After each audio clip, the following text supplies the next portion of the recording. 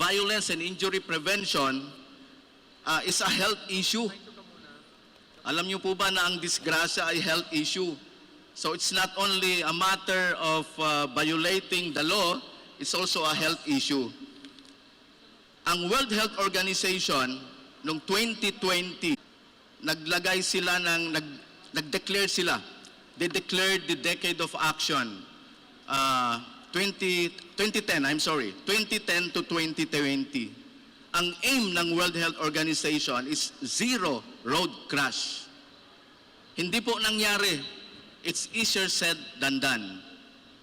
So, ulit, si World Health Organization nag-declare ulit ng another decade of 2021 to 2030. Nasa 2023 na po tayo. The aim is reduction of road crash to 50%. Hirap po, but with this event na inorganize ng Department of Health under the leadership of Dr. Ernie Vera, malaking bagay kasi kumbaga nagtipon-tipon na po lahat ng agencies. Ano pa ba? Kumbaga our aim here is to raise the level of awareness of the people. Ang daming nagagalit sa amin, bakit daw ang hirap-hirap kumuha ng lisensya at bakit daw ang daming proseso pag nagparehistro ka ng sasakyan.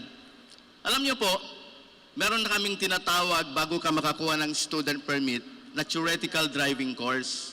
Ito ay gusto naming maging matalino ang driver. Gusto namin ang driver hindi lang